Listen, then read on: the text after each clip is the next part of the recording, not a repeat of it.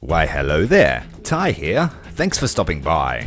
The defecation hit the oscillation at the end of last month regarding War Thunder's planned economy changes. There was a severe amount of backlash, boycotts were threatened, player unions were formed, and Gaijin made promises to enact sweeping changes to the game's economy.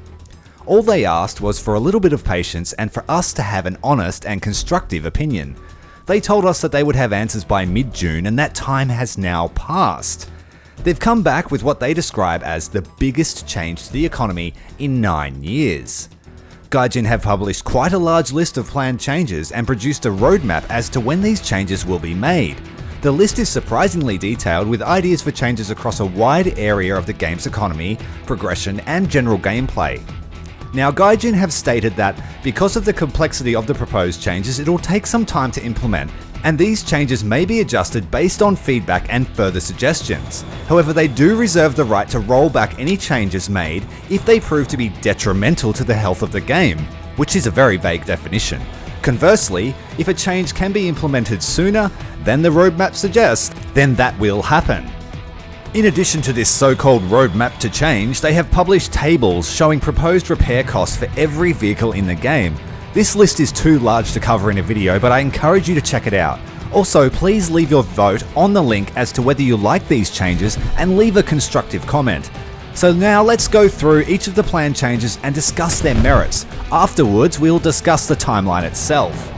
In the category of Silver Line earnings, we have an improvement to the overall earning and repair costs of vehicles, with the aim to have all vehicles break even without a premium account. Paired with that, we have the aim to balance rewards and repair costs by type of vehicle and the battle rating, and give rewards proportional to the vehicle's rank. Next up, we have improving the appeal of premium accounts by giving insurance.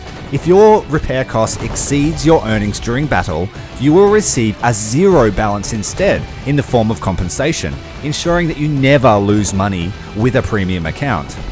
In an effort to combat one death leavers, at high tier especially, they want to give brand new premium vehicle purchases free backups, so that you can use that vehicle numerous times in the first few battles that you have it. Also, they want to add a dynamic repair cost based on the time spent in battle, up to the maximum repair cost for the vehicle. So if you spawn and die instantly, then you will have a lower repair cost due to your low impact on the battle. Capture zone rewards for those that die during a capture zone secure. It's really frustrating to sit there for 45 seconds and then die and to get no reward. That will change. There will be no repair cost if you are team killed, and if you ask me, this is one of the most important changes that's been needed since the start of the game. It was so frustrating to lose a top tier vehicle to a team kill and then have to pay the repair cost. There will also be better transparency for the end mission earnings, so you can actually see what you're earning and what actions are actually effective. For vehicle modifications, I'm going to have to say it, boys, we did it. We absolutely did it. We got free fire kits. We got free repair kits, because in an upcoming update, we'll have free fire kits for stock vehicles, with the upgrade adding 2 extra uses. Additionally, in naval, fire control kits will always be present on board ships, with the upgrade decreasing the amount of time it takes to extinguish a blaze, which is a long overdue change. It was absolutely absurd to see a ship on fire and having no way to deal with it, even though they're built with such systems on board. As a part of this amazing change, all vehicles will also have repair kits. There will be a default and an improved version which you have to upgrade, which will allow you to repair all modules on your vehicle to a serviceable condition, with the improved version doing a better job. Also on aircraft, another awesome change, default flares on all aircraft fitted with them, with the upgrade giving the ability to use chaff, improved flares, and mixed belts of chaff and flares. To go alongside the repair changes, mission points will now be given for assisting allies with repairs and fire extinguishing, meaning that you will earn RP at the end of a battle for such actions. Another fantastic change, and heli pilots will be rejoicing, is now you can unlock helicopters with ground RP. So you can use a tank and then designate either an aircraft or a tank to spend that RP on. helping you unlock those later helicopters that are absolutely atrocious to grind out. Battle Pass tasks and daily tasks will be added for sim pilots, which will help them really enjoy the rest of the game without having to play the modes they don't enjoy. And I knew it was going to happen, but they will also let you collect your daily login by using War Thunder Mobile. How ironic. But it is a good feature if you're interested in such a thing, even if you use it just to collect your daily login when you're not at home. Now for RP and tech tree progression. To alleviate some of the tech tree bloat, they aim to condense the tech trees by grouping vehicles together in folders and decreasing the required research points to research those vehicles in those groups by up to 2 times. There will be a reduction of research and purchase costs for rank 6 and rank 7 aircraft. The next change is absolutely fantastic. They will be giving skill bonuses in the form of RP after you reach a certain number of kills in a session. For example, if you get 3 kills, you'll get a 15% RP bonus. If you get 6 kills, there'll be a 30% RP bonus. And if you get 9 kills, you could get up to 50% RP bonus for that game, which really incentivizes skillful play, and it will reward those players that are very good at the game, like myself. And to go alongside this, as mentioned before, there'll be a detailed calculation of the rewards that you received in the mission so that you can work out what was really effective. The next change seems to be aimed at getting people out of the mindset of I'm a German main or I'm a Russian main.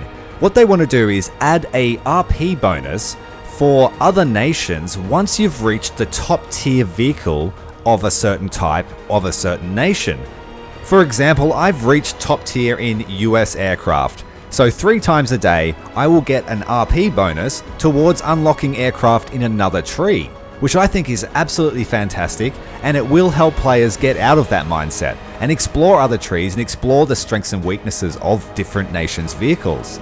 Because the best way to learn is to fight in and against other nations. The next change is super vague, but it has 2 listings on the roadmap, and that is a revision of the naval progression. All I ask is that they revisit the ammunition costs for top tier coastal and also the repair and research costs. Aside from that, I'm happy with naval economy. The next category is matchmaking, and I think this one's going to make a lot of people super happy, and is that effective as of La Royale update, night battles will be turned off until further notice. Within future, they'll have an optional toggle as to whether you want to play in a night battle or not, which I think's fantastic. And if they add that toggle, I hope they add every single game mode has the ability to play in night battles, not just ground. There will be a matchmaking change to high rank battles, and I think this is going to take the form of larger battles with more players. The next change will be very good for those that use the map filter to ban and dislike maps. You'll now be able to see the BR range of certain maps, so you'll be able to target that to your lineup at the time. They'll also revise the mission list for props and jets and try and get rid of this whole large maps for props and small maps for jets. I think that's going to be a good change. I hope they add more players. I'd like to see more players on those Air RB maps and less players on the smaller maps to try and encourage more dogfights to actually happen rather than gigantic furballs. The next change is a little bit vague, and it says they want to revise the mission lists for the late Cold War BR. And I think that means to do with the transition between late war and early Cold War, where you've got that real suffering that happens if you're especially in a late World War II heavy tank and you're just getting pounded by heat rounds or, ATGMs. I understand that. I really hope that they can spread it out a little bit more. That would be great to see. The next change is super thankful because I don't think anyone truly enjoys the addition of strike drones, and they are going to be moved up in battle rating, and I think that's a fantastic change, and you might see me on the ground RB battlefields a bit more if that's the case, because I have a terrible time and I just get picked on by drones, so screw you, drones. Next up, we have a reduction in the effectiveness of AI AAA on convoys and battlefield emplacements in Air RB and Sim. I'll believe it when I see it because AA has been broken for so long. It's either too strong or too weak or We'll see. I'll just put a question mark next to that one. The next one is another weird one. It's special winter trees for winter maps. If you know what that means, leave a note down in the comments and that will help greatly. There will be some changes to Poland and Eastern Europe, with the forests and the town outskirts changed to assist with closer range fights. There'll be changes to El Alamein, Aral Sea, American Desert, Japan, Sinai, Normandy, all based on player feedback. Removing places where one can control the whole maps, aka spawn camping and sniping spots.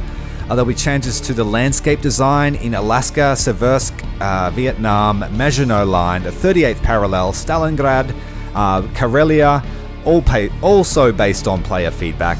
Plan to remove places from which one can control the map. There'll be a massive revision to asset collision in ground vehicle locations in order to get rid of inconsistencies. So, like when you try and drive through a tent and then you're suddenly back where you were and the tent is fine. I know that one. Saw that on the Discord the other day. Improvement of jungles by reducing the number of positions camouflaged by vegetation, which will improve visibility and reduce the number of shots from ambushes. Most of the changes in that category will be less noticeable unless you are a ground RB veteran and you know all of those said spots. But let me know in the comments when and if it happens, and I'd like to know what your thoughts are on those changes. Finally, in the category of gameplay, there will be changes to the heat round and fragments as a result of a shape charge, but I'm just going to wait and see for this one because, like you guys know, there's been issues with heat, there's been issues with real shatter, there's been issues with post-penetration, so we'll also put a question mark next to that one. There will be improved indication for spawn zone protection, so you'll know when you're shooting someone that has spawn protection, and they will also be able to see where you are, illuminating you as if you were spotted by scouting. There'll be changes to the commander site, adding a short delay between hunter-killer mode. We'll wait and see for that one as well. There'll be the ability to accept an apology for a team kill to reduce the penalty if it was a genuine mistake. I think that's positive. That's positive for the general health of the community. The ability to destroy 3D decorations, though they will not become spaced armor for simplicity of damage models, which means all you boys that went and bought the pillows, I'm going to machine gun them all off. Ha ha ha ha ha. Bye, pillows.